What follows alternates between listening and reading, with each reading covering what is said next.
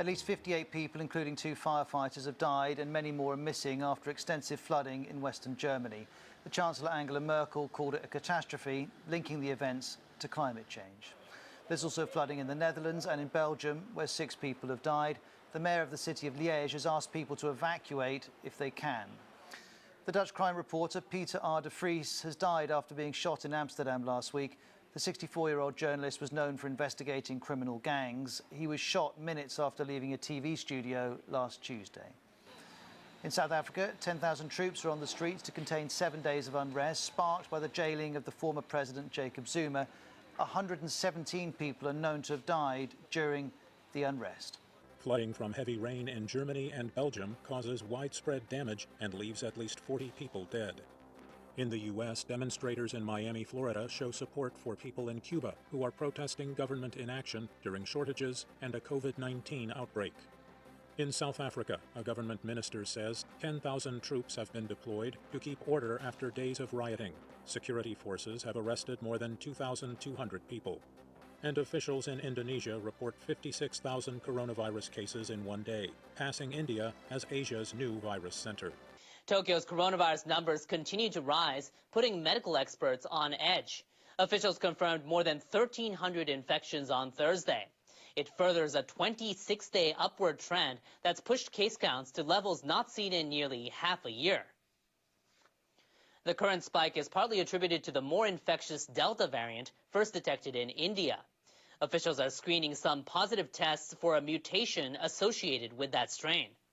On Thursday, they found the second highest number of such infections ever. Health experts warn if daily case numbers continue to increase at the current rate, the weekly average will surpass 2,400 in 4 weeks. With a rapid increase of infections among young people, the number of hospitalized patients is surging. This could eventually lead to a spike in serious cases. If the current situation drags on, the medical system could be overwhelmed. The government hopes to avoid that by pressing ahead with its vaccination program. About a third of the country's population has received at least 1 dose. With the help of the private sector, 1.5 million shots are being administered per day across the country. We are likely to be able to achieve our goal of providing 2 jabs to the elderly population by the end of July. The government aims to give vaccines to everyone who wants them by October or November. But experts are concerned misinformation is making people think twice about the shot. People on the streets of Shibuya say all sorts of rumors are making the rounds on social media. I heard magnets will stick to where a vaccine was injected. I heard that getting the vaccine will rewrite your genes. I heard a rumor that vaccines create problems for women who get pregnant or give birth. That made me hesitant to get a jab right away. The experts are calling on people to refer to the Health Ministry's official website or other reliable sources. Authorities across Japan confirmed more than 3,400 infections on Thursday. Now, with just over a week to go until the Tokyo Olympics, the International Olympic Committee's president and Tokyo governor are once again promising the games will be safe. But as the virus spreads both at home and abroad, those efforts will be put to the test. We in the Olympic community want to contribute to the safety of these games, and we want to avoid any kind of risk ever possible for the people of Tokyo and the people of Japan. Bach added, since all athletes are tested on arrival, Japanese people face no risk. On the same day, the Prime Minister visited Narita Airport near Tokyo to review those very measures. One reporter raised concerns from medical associations who wonder if the so-called Olympic bubble really works. I strongly emphasized that when I met President Bach on Wednesday. I want the IOC and the organizing committee to work together to prevent the spread of the virus. Then came news the system may already be under strain. Games organizers announced on Thursday a foreign athlete tested positive during quarantine. It marks the first time a foreign athlete has been confirmed to be infected while staying at or heading to an organizer-run facility. For fans of the Olympic experience, there's more bad news. This area had been designed with them in mind. Tokyo Waterfront City will host 7 games venues as well as the Olympic Cauldron. But the public events have already been canceled, and now it seems even the Cauldron will be hidden from public view. Seriously, everyone here worked so hard to get to where we are now. We have no option but to stay at home and watch it on TV. But it is what it is. We should at least be grateful to hold such an historic event here in Japan. Well, the Olympic flame has been making its way across the nation. The torch relay has not been held in public in most parts of the capital because of the pandemic, but runners are carrying the flame on roads on some of Tokyo's remote islands. Runners began carrying the torch in the Izu Islands, which lie south of the capital. Matsumura Keita carried it on the island of Kozushima. He left the island to go to high school and came back 7 years ago to take over a drugstore opened by his grandfather. I'm glad to be involved with these Olympics. Now I've run with the torch. I just want to enjoy the Olympics. Matsumura said he hoped to encourage people in the midst of the pandemic.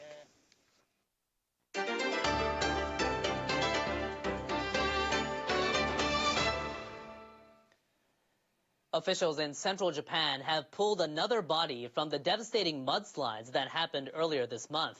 This brings the death toll to 12. 16 people are listed as missing. Authorities are fielding requests for help from people whose homes were damaged or destroyed. Shizuoka Prefecture and Atami City started taking inquiries on Thursday. The prefecture has prepared 120 public and private housing units. The mudslides damaged around 130 houses and other buildings.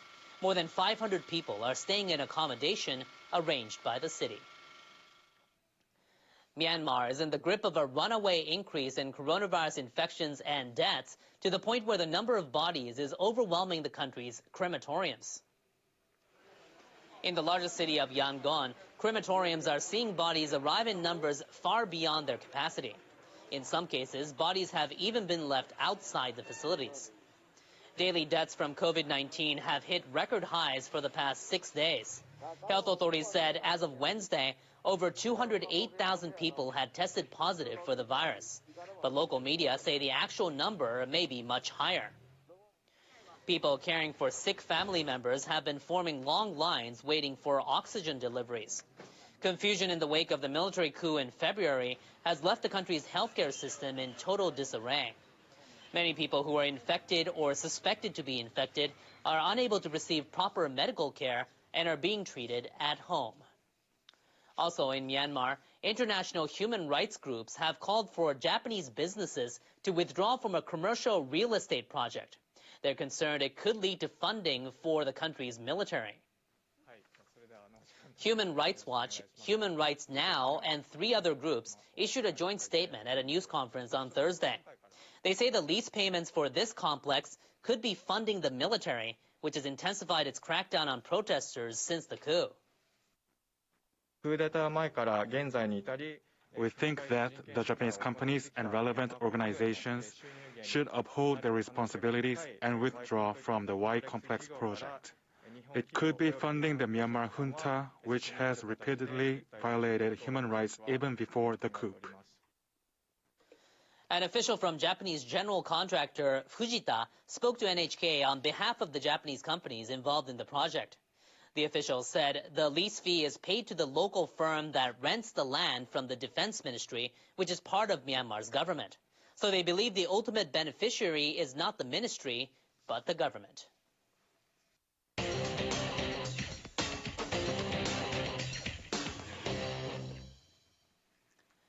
It looks like the July Grand Sumo Tournament is going to the wire, which is being held in Nagoya, central Japan.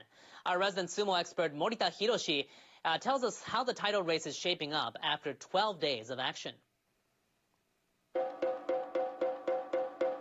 The chase for the Emperor's Cup has come down to these two titans, Ozeki champion Terunofuji and Yokozuna Grand champion Hakuho. Both entered day 12 without a single blemish on their resumes. Terunofuji is gunning for promotion to the top rank of Yokozuna. He's aiming to accomplish that feat by winning the Emperor's Cup for 3 straight tournaments. Meisei charges. Terunofuji remains calm and refuses to back off. Terunofuji catches Meisei with an unlock and takes him down. Terunofuji goes to 12-0. Comeback Yokozuna Hakuho is making his presence felt with his impeccable performance. He wants to prove he's still the king of the ring by winning another title. The two lock up.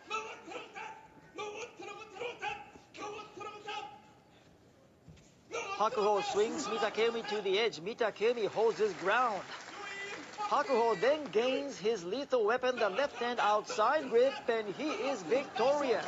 Hakuho remains undefeated after 12 days.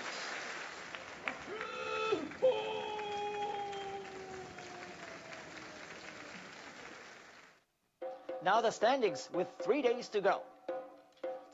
Hakuho and Terunofuji are both undefeated after 12 days. They will clash head-to-head on the final day on Sunday, and the winner of that showdown will most likely walk away with the Emperor's Cup. So is it going to be Hakuho winning his 45th title, or will Terunofuji win the tournament and rise to Yokozuna? We'll see how everything plays out on Sunday, so don't miss it. All right, and also with Hiro, a sumo exercise you can try at home or even at the office. Sumo health exercise. Yeah!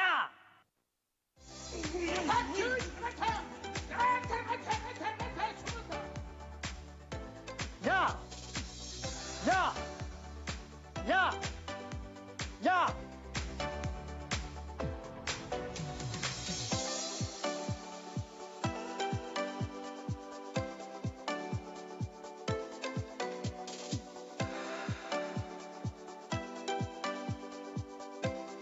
Yeah! Yeah! Yeah!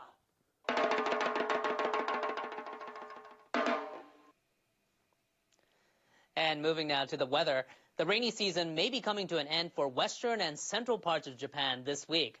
Our meteorologist Jonathan Oh explains the outlook in our World Weather Report.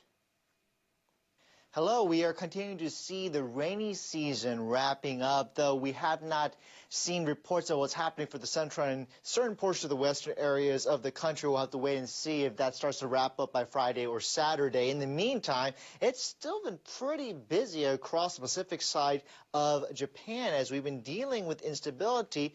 Simply put, when you have a lot of humid air coming from the south, it hits some instability. We'll see the heating of the day spark up thunderstorms, and that was the case as we went through Thursday. High pressure over toward the east, helping to funnel in some of that warm air. That will continue to be the case as we go through Friday. But it's going to definitely be hot and humid. We're talking about highs in the low 30s, even as far north as Hokkaido. 31 in Sapporo for Friday, 32 in Tokyo, Osaka at 32, and Naha looking at 33. You may notice, though, a couple of icons of rain coming up for the weekend, and we're going to be keeping an eye out on a developing low-pressure system down here toward the south. Look right here as we go throughout the next couple of days here. You see that little spinny thing right there? We may be talking about a tropical system possibly spinning up as we go through the weekend, so we'll keep an eye out on that. In the meantime, we are looking at thunderstorms for places like Beijing into Chongqing, Hong Kong at 30 for Friday, Tokyo at 32.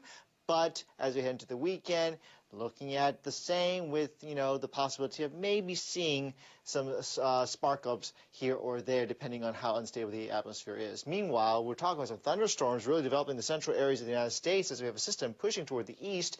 It has a history of producing tornadoes, along with other types of damage reports coming out from the system. It will continue to push eastward along the eastern seaboard, so it's going to be active. Meanwhile, toward the west, it's dry and it's hot. That's not good news, especially with the wildfire situation, but that is going to be the case as we go through Thursday. That's a look at your forecast. Hope you have a good day wherever you are.